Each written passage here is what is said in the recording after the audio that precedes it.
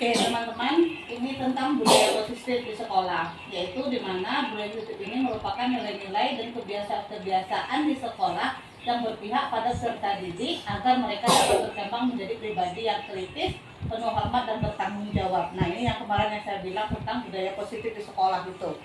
Nah kemudian di situ nanti ada perubahan paradigma kita untuk membangun budaya positif di sekolah.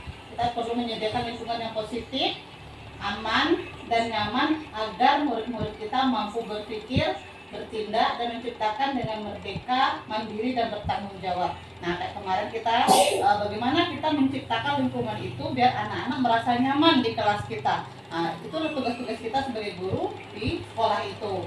Nah, lazimnya disiplin dikaitkan dengan kontrol. Nah, selama ini kontrol itu ada kontrol itu yang kontrol itu kita sendiri yang guru yang memegang kontrol. Jadi seolah anak itu tidak bisa berbuat.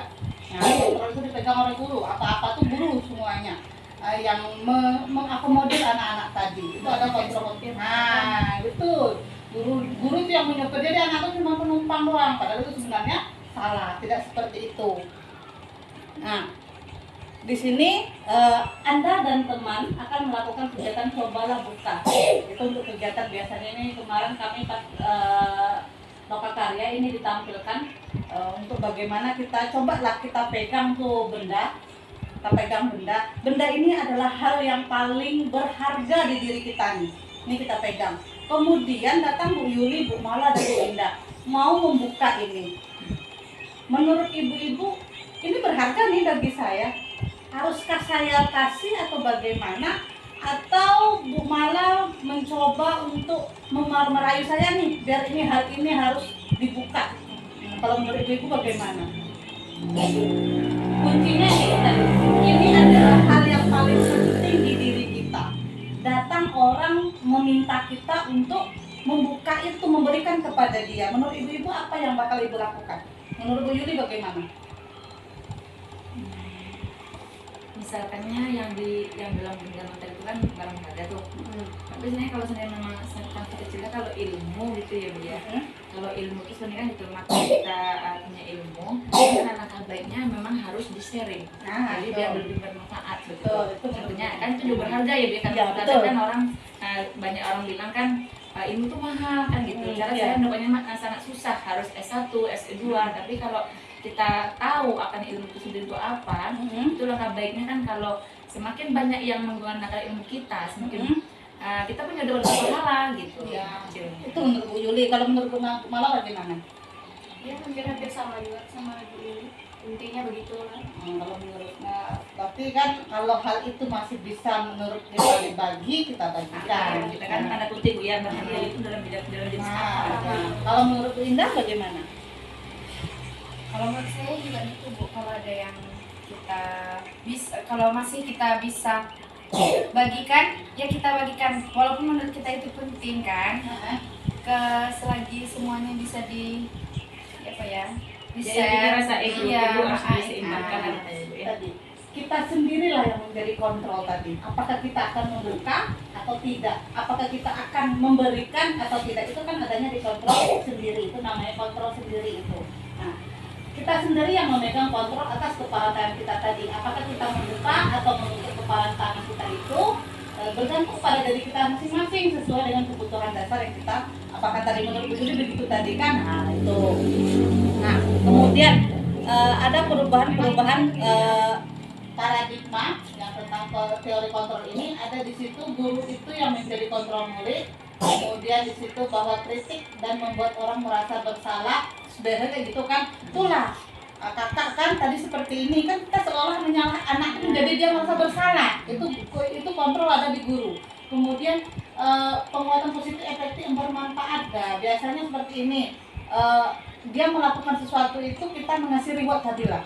Jadi anak-anak nih dia mau itu karena dia bisa itu karena mau mendapatkan ini. Nah gitu loh. Itu kontrol ada di guru, bukan di anak. Nah, kalau guru perlu merdeka mengajar ini, itu kontrol ada di anak. Seperti apa? Yuk kita lihat. Nah, di sini simulasi respon dan teori kontrol. Kita mencoba mengubah orang agar berpandangan sama dengan kita. simulasinya. Teori kontrolnya kita berusaha memahami pandangan yang lain tentang dunia. Itu tadi kita bersifat terbuka. Nah, kita bersifat terbuka, pemikiran kita tuh terbuka gitu loh. Nah, kemudian orang lain bisa mengontrol saya nih. Kemudian hanya Anda yang bisa mengontrol diri sendiri, itu menurut teori kontrol. Kalau menurut simulasi sebenarnya itu kan, itu tadi saya bisa mengontrol orang lain. Nah, jadi kita itu memang terbuka, terus kita tuh bisa tuh bagaimana orang itu mau membuka untuk kita juga. Jadi itu perlu kita tanamkan juga. Apa makna disiplin? Disiplin itu adalah belajar. Menurut bahasa Latinnya ya, disiplin itu adalah belajar. Makna asal dasar dari kata ini mengkonotasikan dengan disiplin diri dari murid-murid. Nah, disiplin diri ini membuat orang menggali potensinya menuju sebuah tujuan, apa yang dia hargai. Namun dalam budaya kita makna kata disiplin, nah kita kan tahu nih kata disiplin itu selama ini kita mikirnya bukan belajar kan, kita mikirnya itu udah identik dengan hukuman, kan gitu ya kan. Nah, sesuatu yang dilakukan seorang pada orang lain untuk mendapatkan kepatuhan, kan itu disiplin. Siapa yang duduk rapi, anak pintar kan gitu, kita biasa itu kan anak-anak kita mikirin anak kan itu. Jadi selama ini kita berpikir bahwa disiplin itu tadi sesuatu yang dilakukan seseorang kepada orang lain untuk mendapatkan kepatuhan. Itu yang selama ini menjadi pemahaman kita gitu loh. Nah, kecenderungan umumnya adalah menghubungkan kata disiplin dengan ketidaknyamanan. Jadi anak-anak kan yang orang anak yang biasa kinestetik, yang biasa lari sana sini, dengar kata disiplin itu kan gak nyaman bagi disiplin itu tadi sesuatu yang dilakukan seseorang kepada orang lain untuk mendapatkan kepatuhan. Itu yang selama ini menjadi pemahaman kita gitu loh. Nah, kecenderungan umumnya adalah menghubungkan kata disiplin dengan ketidaknyamanan. Jadi anak-anak kan yang orang anak yang biasa kinestetik, yang biasa lari sana sini, dengar kata disiplin itu kan gak nyaman bagi dia. Itu gak nyaman bagi dia dan dia merasa tidak dihargai dengan apa yang dia mau gitu loh. Nah, itulah yang akan kita rubah. Memang betul, kemarin kata Bu Yuli, masa iya kita biarkan? Memang iya, sebenarnya kalau kita, karena kita dari zaman dahulu, kita udah seperti itu diajarin dari orang tua kita, bahwa kalau di sekolah tuh duduk yang rapi, begini, ikutkan guru, dengarkan guru, apa yang dikata guru, turutkan, kan itu dulu. Nah, kalau untuk sekarang tidak, guru mengikuti apa yang dikatakan anak. Bu guru, kita hari ini main ini ya, itu harus kita pertimbangkan gitu loh. Umpamanya kita hari ini nih maunya tujuan kita anak belajar 1 sampai angka 5 nih. Nah, yang media yang Bu Indah sediakan menulis. Sedangkan si anak, si Lala, si Lili dan si itu tadi tidak mau dia menulis. Dia mau main balok. Nah, itulah tugas kita, bagaimana nih tujuan kita 1 sampai 5 tadi tercapai dengan kegiatan yang lain yang disukai anak tadi. Nah, itu dia. Jadi kita mendengarkan, kemudian memfasilitasi apa yang diinginkan anak tadi. Nah, kadang kan dulu kita kayak gitu nih, tujuan kita nih anak bisa menyusun dari rendah, pertengahan sama tinggi. Kita nyediakan kertas umpamanya atau balok, tapi si anak nggak mau, dia mau main mencoret. Ya udah, sediakan aja kira-kira apa yang bisa. Mungkin kita sediakan di situ papan tulis kecil sama spidol. Coba saya yang bikin garis pendek, nah itu kan bisa gitu lah. Jadi itu sekarang tuh merdeka belajar tuh itulah. Anak tuh dia dari dia sendiri. Nah, itu yang dimaksud dengan merdeka belajar itu. Nah, kemudian di sini, bentar teman-teman. Teori motivasi ini ada motivasi yang eksternal, ada motivasi yang internal. Nah, motivasi yang eksternal itu untuk menghindari ketidaknyamanan tadi, itu namanya motivasi eksternal dari luar. Kalau internal dari dalam dia. Nah, dia yang kalau motivasi internal itu, saya akan menjadi orang seperti apa, dia sendiri, dari dalam diri dia. Kalau yang motivasi eksternal dari kita, dari gurunya, dari lingkungannya, itu motivasi eksternal namanya. Setiap orang tuh memiliki, pasti akan menemukan namanya motivasi ini. Ada kadang orang tua yang memang peduli, yaitu dia mendapatkan motivasi dari eksternal, itu namanya. Tapi kalau dari dalam diri sendiri anak, itu namanya motivasi internal. Nah, kebutuhan dasar manusia. Setiap manusia itu memiliki kebutuhan dasar. Apa yang dia butuhkan? Cinta kasih. Cinta kasih diterima di lingkungannya, diterima sama siapapun, itu adalah hal yang dibutuhkan manusia. Kemudian dia juga membutuhkan kesenangan, happy, itu butuh, harus itu, karena kita manusia itu tidak bisa terlepas dari kebutuhan ini. Kemudian dia membutuhkan kebebasan, kemudian dia membutuhkan penguasaan. Nah, itu adalah semua ini merupakan kebutuhan dasar manusia dan tidak bisa kita lari dari ini. Makanya kadang ada yang nggak bisa menyeimbangkan kebutuhan ini, itu tadi lah yang sering terjadi. Nah, ini untuk SD kita nggak usah bahas. Kemudian ini 5 posisi kontrol guru.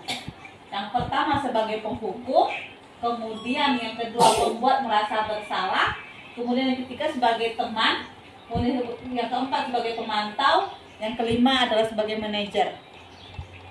Nah, nampak nggak ibu-ibu? Nggak nampak ya? Nah, untuk penghukum, untuk penghukum, di situ guru berbuat dia menghardik. Tahu menghardik? Nah, dia menghardik, kemudian menunjuk-nunjuk. Nah, kamu nih menyakiti fisik, fisik dan juga non fisik. Pokoknya gini, kita anak lagi apa nih? Kamu nih. Walaupun anak tuh nggak kena pukul, tapi kan dari bahasa kita tadi udah kena tuh si anak. Nah, itu namanya anak udah kena tuh, dia guru sebagai penghukum namanya. Kemudian pembuat merasa bersalah, diceramai. Nah, diceramai itu dia itu namanya kita membuat anak merasa bersalah. Biasanya kita menggunakan menyeramai dia. Nah, kemudian ibu apa katanya? Ibu kecewa. Kamu seperti itu. Itu kan membuat anak merasa berarti aku memang salah gitu loh. Nah, kemudian kontrolnya itu kita sebagai teman. Kalau di situ sebagai teman kita itu tadi membuat alasan-alasan untuk muridnya. Kita tuh walaupun anak tuh bersalah, ya udahlah, gimana lagi? Terus kan kita memang seperti itu kan ya? Nah gitu kita seolah gimana ya, kita menganggap dia itu teman gitu loh, sebagaimana kita dengan teman gitu loh modelnya. Kemudian sebagai pemantau, ya itu udah ditengokin aja, mau anaknya ngapain ditengokin aja, itu namanya pemantau. Nah ada lagi posisi yang terakhir yaitu manajer. Nah posisi manajer ini adalah di sini yang seharusnya kita sebagai guru itu adalah sebagai manajer. Kenapa? Nah, sebagai manajer ini yang pertama biasanya kalau anak melakukan kesalahan, apa hal pertama yang kita lakukan? Bertanya kan? Betul. Kita bertanya dulu. Jangan langsung marah. Kita tanya dulu, ada apa sayang? Kenapa sayang? Habis itu nanti anak menjelaskan nih, tadi begini-begini bu. Oh iya ya, kita tuh ya namanya bersalah itu ya pasti dilakukan orang karena nah, jadi namanya tadi kakak nggak sengaja karena itu kan jadi anak nggak merasa bersalah, dia nggak merasa dia itu jahat gitu loh. Jadi itu posisi manajer itu. Kemudian selain kita bertanya ngapain lagi? Memberikan solusi. Nah harusnya gimana sayang?